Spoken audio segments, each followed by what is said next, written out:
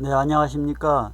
저는 부산불교교육대학 엘리트 불자 양성 강좌를 담당하고 있는 강사 신규탁이라고 합니다. 저희들이 보고 있는 교재는 화엄경 최역이라는 말씀은 이미 여러분들도 알고 계십니다. 출판사는 운당문고이고 월은 스님께서 번역을 하시고, 제가 월은 스님께서 번역하신 한글에다 또 한문을 거기다가 더 모으고, 그런 다음에 화엄경 읽기에 필요한 여러가지 보충적인 자료를 전부 모아가지고 편찬했던 것입니다. 저희들이 보고 있는 책은 여러분들도 이미 아시죠? 예.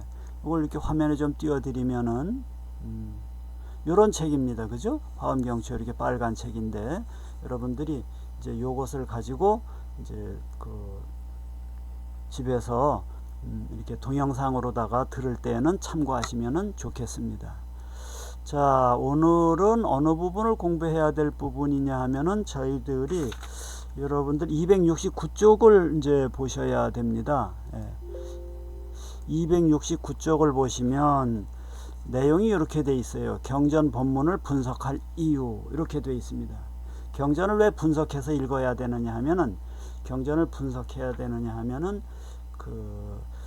화엄경 전체가 내용이 원체 방대하고 그 속에 다양한 의미들이 서로 섞여 있기 때문에 그것을 잘 골라서 또 분류해서 보지 않으면 내용을 이해하기가 쉽지가 않습니다. 그래서 경전 본문을 꼭 분석적으로 쪼개서 읽어야 된다. 두루뭉술 읽어서는 안 된다라는 뜻으로 제가 이렇게 제목을 달았습니다. 자, 그럼 이 부분을 우리 교재 269쪽을 읽어가면서 하나하나 말씀드리도록 하겠습니다. 사람이라면 꼭 한 번은 읽어야 할 책이라는 뜻에서 제가 이 앞에다 이렇게 꼭 읽어야 할 화엄경이라고 이름을 붙여봤던 것입니다. 그러니까 왜 사람이라면 꼭 한 번 읽어야 하느냐 하면은, 불교의 경전 중에서 하염없이 경전이 많은데 그 경전 중에서 가장 최고의 경전이 화엄경이라고 합니다.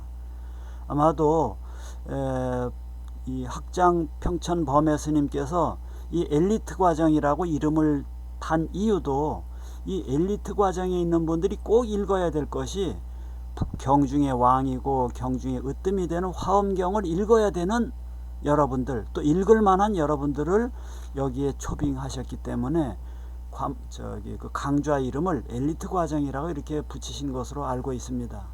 자, 그런데 이 화엄경에 대해서 우리가 읽어야지만 된다는 것이에요. 왜?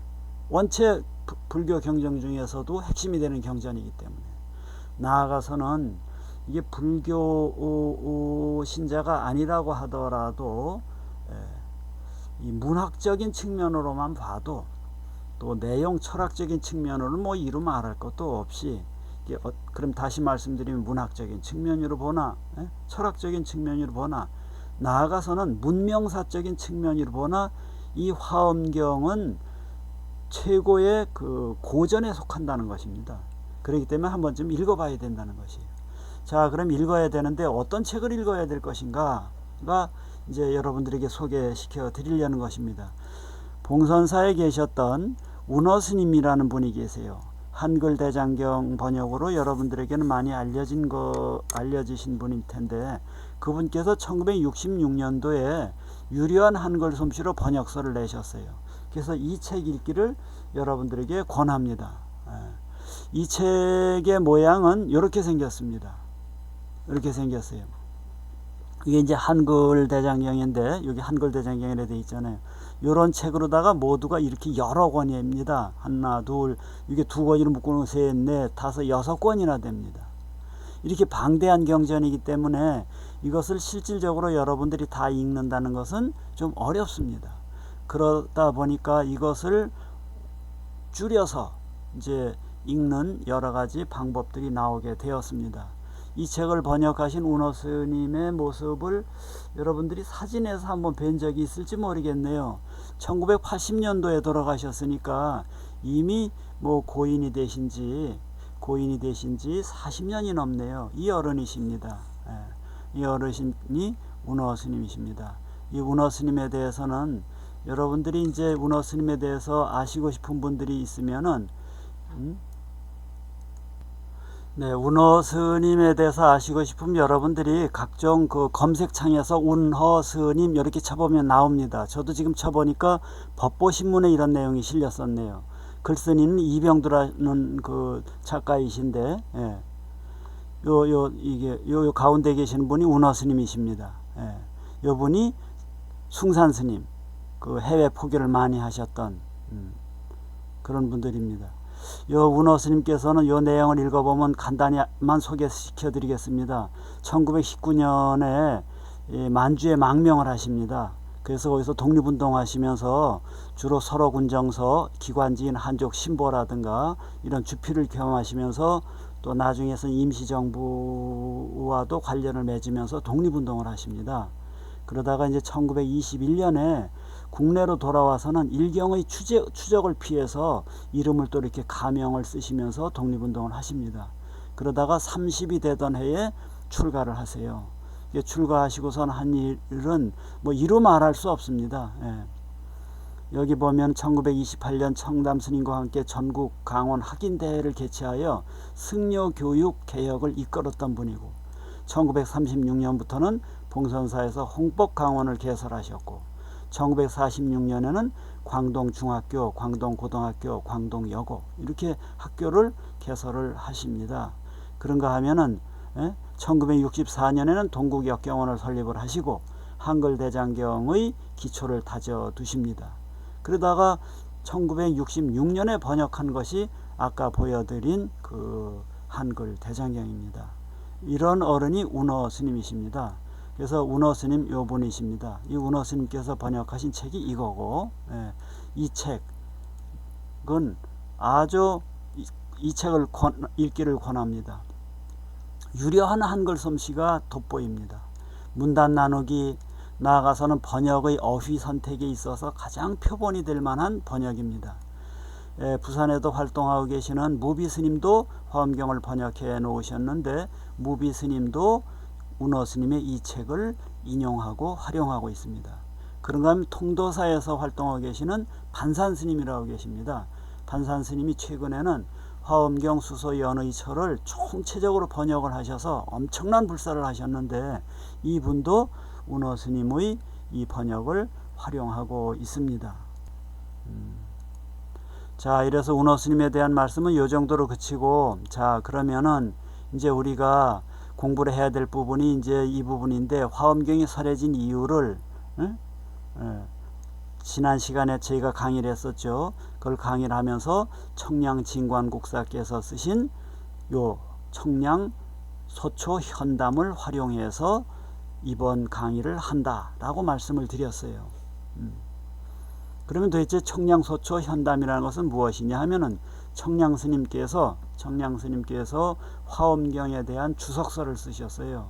그게 총 74권이 되는데 그 중에 앞에 8권에 해당하는 부분을 볼 것 같으면은 앞에 8권에 해당하는 부분은 청량 스님께서 화엄경 전체에 대한 입문, 소개에 해당하는 것을 쓰셨어요. 그런 입문, 소개에 해당하는 것을 그 전문적으로 현담이라고 합니다.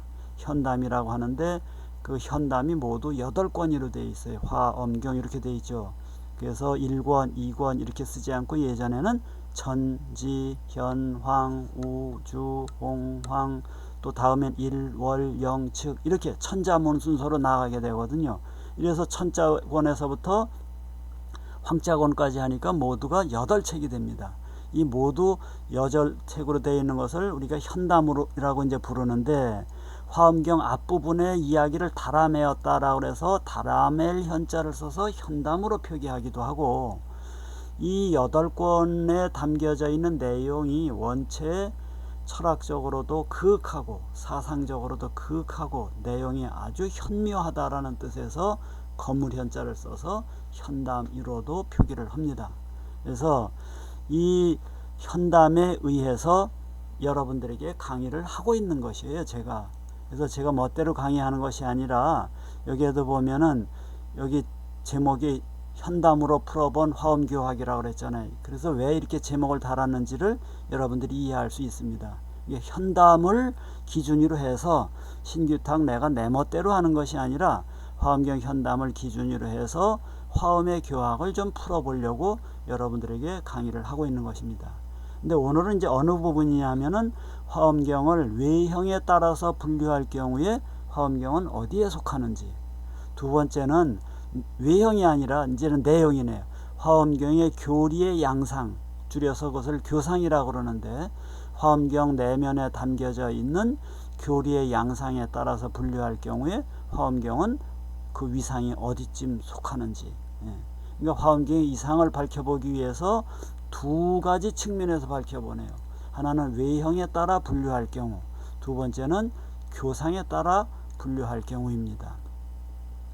자, 이 밑에는 제가 어떤 설명을 해놨느냐 하면은 이런 분류를 왜 해야지 되느냐, 왜 화엄경을 이렇게 분석해서 읽어야 되느냐에 대한 이유를 설명을 해 놓는 거예요. 이유는 뭐냐 하면은 옛날부터 그랬던 것이에요. 이게 왜 옛날 스님은 왜 그랬느냐 하면은 이렇게 쪼개서 분석적으로 화엄경을 보지 않으면은 그 말씀이 그 말씀 같고 그 말씀이 그 말씀 같아서 화엄경의 내용을 이해하기가 매우 어렵습니다. 그래서 전통적으로 이러한 쪼개 읽기를 해왔기 때문에 우리 그 부산불교대학의 이 엘리트 과정에 있는 여러분들도 이제는 이제 뭐 거의 이제 대학 교육, 그 부산불교교육대학의 마지막 코스 아니겠습니까? 그래서 이 과목을 또 이 고비를 좀 넘겨야 되지 않겠느냐 해서 말씀을 드리는 것입니다. 옛날부터 조선의 강원에서는 반드시 청량국사의 현담에 따라서 이렇게 분류를 해서 책을 읽었던 것입니다. 그럼 이제 강원이 무엇인가를 설명하느라고 이렇게 해놓은 것이에요.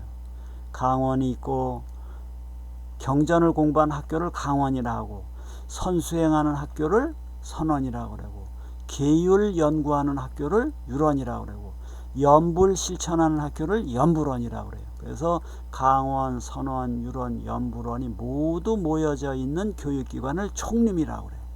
그런 총림의 최고의 어른을 방장스님이라고 부르는 거죠. 어쨌든 경전을 공부하고 있는 이 강원, 그 중에서 조선의 강원에서는 청량국사에서부터 규봉선사로 이루어지는 화엄 그 종장들은, 화엄 중에 뛰어난 어른들은 모두 이 어디에 의존했다고요? 요 책에 청량소초에 의존하고 있습니다. 그리고 현재도 그러고 있습니다. 현재도 이 전통이 그 임진왜란 이후에 우리나라에 아주 완전히 뿌리 박힌 것이에요. 물론 당나라 시대에 쓴 청량국사의 책과 당나라 때 활동하시던 규봉 종밀 스님의 책이 우리나라 고려 시대에도 전파됩니다. 그런데 그때는 유행되지는 않았어요. 근데 널리 유행되기 시작한 것은 이제 조선 시대에 들어와서입니다.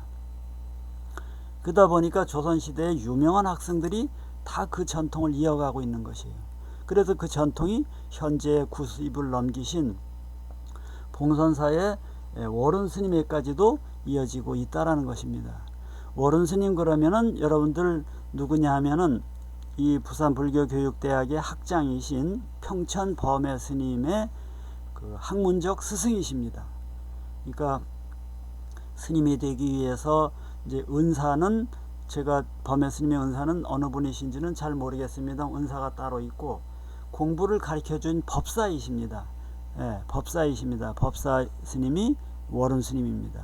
우리 평천 범해 스님은 출가는 제가 알기로는 아마도 이쪽 부산 남쪽에서 하신 것으로 알고 있어요. 그런데 이제 공부를 하기 위해서 북쪽에 있는, 저쪽 경기도 북쪽에 있는 그 남양주시에 있는 봉선사에 이 월은 스님 문화에서 공부를 하신 거예요. 그래서 긴 세월 거의 4년 정도 거기서 공부를 마치시고, 그런 다음에 공부를 다 마치면은 그 중에서 이제 그 남 앞에 서서 경전을 가리킬 만한 그런 안목을 갖추었을 때 스승께서 제자에게 전강을 하게 됩니다. 그래서 월은 스님의 전강을 받으셨어요. 평천 범해 스님이. 때문에 이 사실 화엄경 강의를 할 때 평천 범해 스님이 하는 것이 제일 적합자입니다. 근데 이제 스님께서 학장 일도 하시면서 또 다른 강의들도 하셔야 되기 때문에 부득이하게 또 저를 또 좀 뭐 이렇게 기회를 주시려고 저에게 맡기신 겁니다. 어쨌든 이 90을 넘기신 오른 스님도 그렇고 전부 다 이런 전통에 입각해서 오른 스님의 전강을 받으신 그 평천 범해 학장 스님도 그런 전통에 서서 공부를 하고 있습니다. 그런가 하면 오른 스님의 스승인 운어도 그렇고 운어 스님의 스승인 석전 스님도 그렇고 석전 스님의 스승이신 거기 서남사에 계시던 경운 스님, 이 어른들이 다 그렇습니다. 위로 올라가면 한명 스님, 친명 스님, 설파 스님, 백파 스님, 이런 분들이 다 그런 분들입니다. 이들은 경상을 마주하고, 경상은 뭐냐면 경전을 올려놓는 상, 밥 올려놓는 것이 밥상이듯이 경전 올려놓는 것이 경상입니다. 이 경상 위에 경전을 선생님은 저쪽에 앉아 계시고 제자는 이쪽에 앉아서 스승 아랫자리에 앉아서 다 책을 펴서 공부를 하셨습니다. 평천 범해 스님은 오른 스님 앞에서 상을 펴놓고 그 밑에서 경전을 읽었다는 것입니다. 이때 경전을 공부하는 것을 경학이라고 하는데, 이 경학에 있어서는 스승의 가법을 지켜가는 것이 매우 중요합니다. 스승의 가법을 지킨다는 것은 어떻게 지키는 거냐 하면은 온고의 지신이에요. 온고의 지신이에요. 옛 것을 잘 익혀서 잘 소화 흡수해서 새 것을 이렇게 알아가는 것이에요. 그냥 자기 멋대로 경전을 읽는 것이 아니에요. 반드시 스승의 가르침에 입각해서 그 스승의 가르침을 수용해서 현대에 살려가야 되는 것입니다. 근데 요즘에 선사 스님들 경전 읽는 거 보니까 그렇게 안 읽는 사람들이 참 많읍니다. 그렇게 경전 읽어서는 경전의 내용을 제대로 알기가 참으로 어렵습니다. 그러다 보니까 우리 경전 연구하는, 경학하는 사람들이 보기에는 아이고 좀 책 좀 읽으시고 선생님 밑에서 글을 읽으신 다음에 좀 남 앞에서 강의를 했으면 좋았을 텐데 하는 이런 아쉬움이 있습니다. 반드시 스승에 의지해야 됩니다. 이러한 스승에 의지해야 된다라는 사례가 이 치문이라는 책 속에 실려 있어요. 근데 그것을 여러분들에게 이제 소개하려는 것이에요. 치문이라는 책은 이제 그 마을에 살다가 절에 처음 들어와서 스님 생활하는 이제 삼위승들에게 그 가리키는 책 중에 하나입니다. 이 책의 내용은 주로 이제 출가해서 마을에서는 그냥 이렇게 무명 옷 입고 살았지만 이제 절에 들어와서는 먹물옷 이렇게 검게 물들여서 옷 입고 살잖아요, 그죠? 그래서 이 치문에 들어와서 먹물을 입고 사는 사문의 문중에 들어와서 어떤 마음을 가지고 또 어떤 행동거지를 하면서 일생을 보내야 될지 그 옛 어른들의 귀한 말씀을 모아놓은 것이 이 치문입니다. 그러다 보니까 이 치문은 내용은 일상생활에 대한 것이지만은 그 문장 자체가 아주 유려합니다. 그리고 다 전거가 있는 문장이고 해서 읽기가 참으로 어려워요. 근데 옛날 분들은 마을에서도 글을 많이 읽던 분들이 절집안에 들어왔기 때문에 절에 와서도 그러니까 마을에 있으면서 그 사서삼경을 다 띄고 절에 들어온 사람들이라면은 또 그런 분들이었기 때문에 이 치문을 너끈히 읽어낼 수 있었던 것 같아요. 근데 요즘에는 읽기가 참으로 어렵습니다. 참으로 저도 읽어봅니다만은 늘 가까이 두고 읽습니다만은 어렵습니다. 그러나 어쨌든 이 치문에 스님들이 처음 절에 와서 마을에 살다가 먹물옷 입고 절에 살면서 처음 읽어야 되는 책 속에 이런 내용이 들어있어요. 불택사이면 무위법이라. 스승을 선택해서 스승을 만나지 못하면은 본받을 수가 없다는 것이에요. 스승이 있어야 된다는 얘기를 합니다. 그러면서 그 사례로서 이 도안 스님과 그 도안 스님의 사부님 불도징 이 두 스승 제자가 만났던 이야기를 소개하고 있습니다. 이 이야기에서 도안 스님께서는 스승 그 불도징의 고마움에 대해서 다음과 같이 고백하고 있어요. 따라 한번 읽어보실 테요. 부루청안이었더라면 곤과 염거했으리라 라는 뜻입니다. 여기서 청안이라는 것은 뭐냐면 눈푸른 안목을 가지신 스승님이에요. 제자를 딱 알아보고 그 제자에게 어떻게 교육시켜야 될지를 알고 그 제자를 가르쳐 주시는 그런 눈푸른 스승의 안목, 그런 안목을 가지신 스승을 만나루자네 만나지 못했더라면 곤가, 아주 피곤하게, 가는 술에 끌다 이런 뜻이에요. 술에 끌다라는 뜻이에요. 멍에를 쥐고 끄는 것이 무엇을? 소금 가마니 실은 그 수레를 멍에에다가 짊어지고 멍에를 짊어지고 소금 가마 실은 수레를 끌고 다니는 그런 피곤한 생활을 했을 거라는 것이에요. 그 말 위에 조자룡을 태우든가 관운장을 태우든가 이렇게 해서 혼란한 세상을 평정해서 평천하해서 그래서 백성들을 구하는 그러한 그 장수를 싣고 다는 그 말을 데려다가 그냥 소금장수 소금이나 팔러 다니는 그 소금장수 마차에다가 그 천리를 달리는 명마를 거기다가 붙들어 매놓으면은 이게 얼마나 일생이 참 비참했겠어요. 겉으로 보기에는 도안스님이 다른 사람들보다 체구도 왜소하고 또 얼굴도 좀 검으셨답니다. 그래서 남들 보기에는 외면적으로 다 좀 못나 보였던 것 같습니다. 그럼에도 불구하고 불도징 스승이 그런 청안을 가지시고 이 제자를 발탁을 합니다. 그래서 중국에서 또 이 동양 삼국에 있어서 이 도안 스님은 경전 연구의 최고입니다. 그래서 우리같이 그 감히 주제거리도 안 됩니다만 마음속에 나도 도안 스님처럼 이렇게 뛰어난 학문을 허리라라고 이렇게 그 마음에 담고 있을 정도로 그렇게 위대한 승려가 도안 스님이십니다. 이 도안을 발탁해서 길러낸 것이 누구냐면 불도징 스님이에요. 그 불도징 스님이 자기를 발탁해서 길러주신 거에 대해서 도안 스님이 이렇게 감사하는 것이에요. 스승을 만나서 고전을 읽어야 됩니다. 여러분들은 다행스럽게도 전통으로 내려오는 화엄교학의 전통을 내려오는 봉선사 운호 스님, 우어른 스님의 강맥을 교학의 맥을 이어온 평천 범어 스님의 강의를 들을 수 있던 것은 매우 다행스럽고도 참 영광스러운 일입니다. 좀 아쉬운 점이 있다면은 이 화엄경 초역도 이제 범해 강사 스님에게서 들으셨더라면 좋을 터인데 제가 그만 못해서 또 주제가 안 돼서 그게 좀 아쉽습니다. 기회가 되시면은 범해 스님의 화엄경 강의를 한번 다시 들을 수 있는 기회를 여러분들이 마련하시면 좋겠습니다. 자, 그러면 오늘은 좀 이렇게 서론적인 이야기가 길어졌네요. 서론적인 얘기가 길어졌지만 이게 매우 중요하기 때문에 제가 이런 말씀을 드린 겁니다. 이런 말씀을 드렸어요.